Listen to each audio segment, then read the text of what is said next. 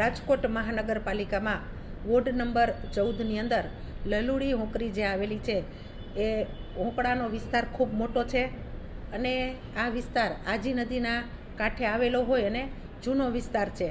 આ વિસ્તારમાં અંદાજિત 45,191 ચોરસ મીટર વિસ્તારમાં આ વિસ્તાર ફેલાયેલો છે. સ્લમ વિસ્તાર એટલે કે પછાત વિસ્તાર હોવાથી આ વિસ્તારની અંદર નાના મોટા કાચા પાકા મકાનો પણ આવેલા છે અને ભયગ્રસ્ત મકાનો પણ લોકો ત્યાં રહેતા હોય છે. રાજકોટ મહાનગરપાલિકા દ્વારા આ વિસ્તારને સર્વે કરવાની કામગીરી ચાલુ છે.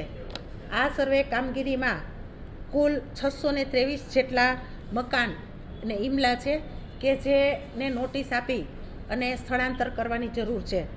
દર વર્ષે જ્યારે ચોમાસું હોય અને પૂર આવતું હોય એવી પરિસ્થિતિ આ લલુડી હોકરીની અંદર સર્જાતી હોય છે.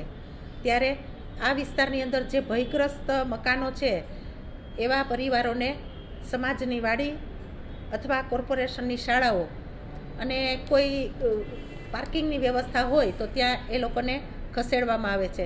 રાત્રિ રોકાણની પણ વ્યવસ્થા અને ભોજનની વ્યવસ્થા પણ કરવામાં આવે છે.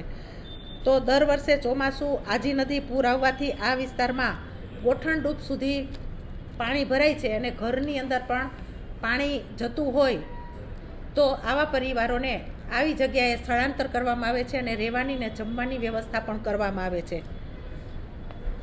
આ વિસ્તારનો સર્વે પૂર્ણ કરી અને જે મકાનો ભયગ્રસ્ત છે એવા મકાનોને ખાલી કરી અને તે જગ્યાએ આપણે આવાસ આપી અને એ લોકોને નવા મકાનની અંદર રહેવા માટેની સગવડતા મળે તેવું કોર્પોરેશન દ્વારા સર્વે કરવામાં આવેલો છે.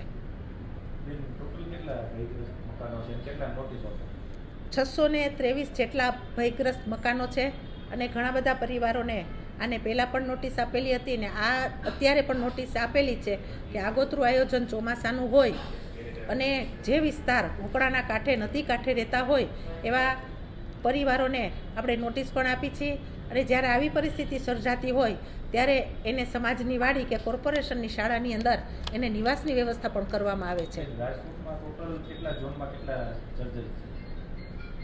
રાજકોટમાં મહાનગરપાલિકામાં ભયગ્રસ્ત મકાનોની નોટિસ આપણે સેન્ટ્રલ ઝોનની અંદર 5,000, વેસ્ટ ઝોનમાં 2,491, એમાં લક્ષ્મીનગર, ધરમનગર, ગોકુલનગરની અને તેમજ હાઉસિંગ બોર્ડના ક્વાર્ટરનો પણ આમાં સમાવેશ થાય છે.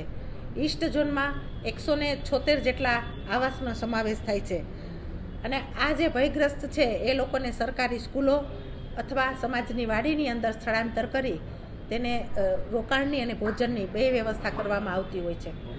ખાસ કરીને એવું થાય છે કે જ્યારે વરસાદ આવે છે આપણે ખાલી કરાવતા હોય છે તો એ લોકો મકાન ખાલી કરવા તૈયાર છે. આવી પણ ઘણી વખત ઘટનાઓ બનતી હોય છે.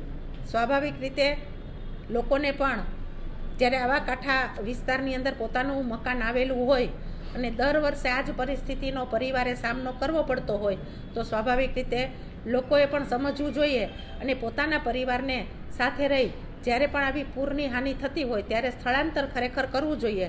આપણે એવા પણ દ્રશ્યો જોયા હોય છે કે એનું રેસ્ક્યુ કરીને એવા પરિવારને બચાવવામાં આવે છે ત્યારે વડીલ ખુદ છાપરા ઉપર ચડી જતા હોય તો પોતાનો જીવ બચાવવા માટે થઈને રેસ્ક્યુ કરવામાં આવે છે અને એને સ્થળાંતર કરવા માટે પોતે પણ તૈયાર હોતા નથી.